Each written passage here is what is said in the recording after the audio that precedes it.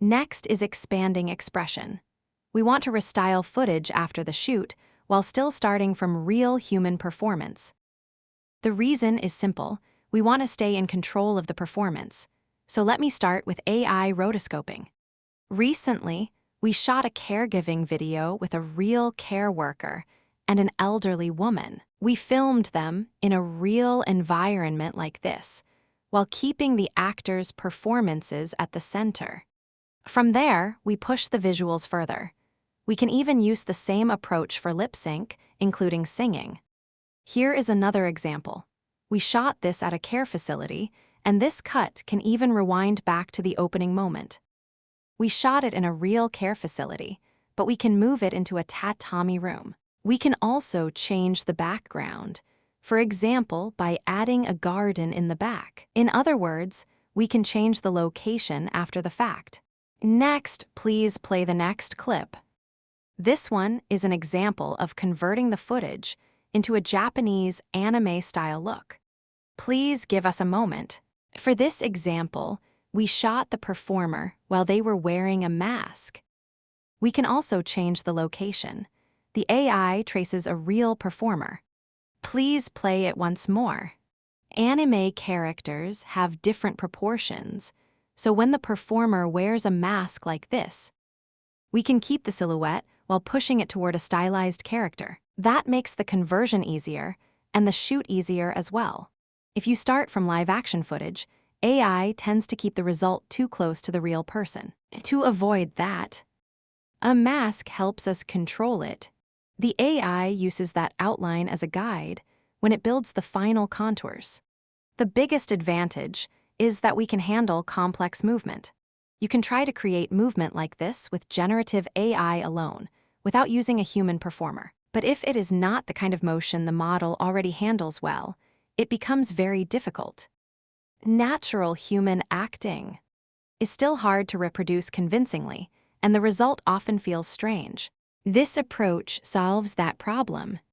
That is why we think this kind of control is essential, especially for feature-length work. Next, let me move on to visual style. We can convert the footage into a wide range of looks. This starts from live-action footage. And as you move to the left, it gradually shifts toward a more anime-like result. If we decide, for example, that version is the right direction, we can generate that look from many different angles. Then we build an additional training dataset for it, which is what we call a LoRA. Once we create that LoRA dataset, the image model learns the visual language of version A. That lets us keep the character consistent across shots. Next, personally, I like this kind of design. What I especially like is that, especially in the grandmother example, it keeps the person's atmosphere and features, while also pushing them a little further in the design. It still feels grounded in live action, but it also has a manga-like quality at the same time. That is a kind of expression I really like. If the character still resembles the live-action performer, it helps preserve the actor's performance. Now let me move to the environment side while keeping some human feel, and during the shoot, the material looks like this, with flat 3D. The human figure is also unlit there. Then later, we can change it into anime-style lighting. For example, we can say there is a key light above the shoulder, with a highlight on the shoulder. We can also instruct it so that the same light catches in the hair. That gives us an image like this. For example, if we specify that the light source should come from camera left, the lighting changes accordingly. The image on the right is an example of that. At the time of shooting, the light was completely flat. What I wanted was a moon here, with moonlight coming in from this side. So we strengthened that beam of light and added highlights on the performer so the light direction reads clearly. A big close-up. In that close-up, we specified that the light should fall on the right side of her face. That let us build the lighting we wanted. The environment can be art-directed this way too. That is important because it gives us many possible looks. So if we want moonlight to come from the right, we can change it again. Instead of locking the lighting at the shoot, we can redesign it later and get a better light and a better shot. That is the basic way we build the shot. One of the current limits of AI is that it is still not very good at nuanced facial expressions. Why is that? Because it has mostly been trained on broad emotions like anger or laughter. It still struggles with subtle, so we want to control facial detail much more precisely. We are trying to control that numerically. This is still in development.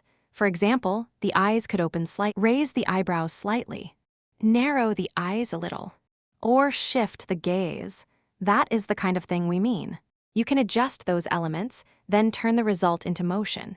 You can also feed in your own performance. Use a reference based on your own acting and apply that back to the original, so even someone who cannot draw could set the expression like this with their own photo. We are building a way to change a character's expression that way. It is still in development. We wanted to combine human movement with anime-style expression. Here, the left side is the original.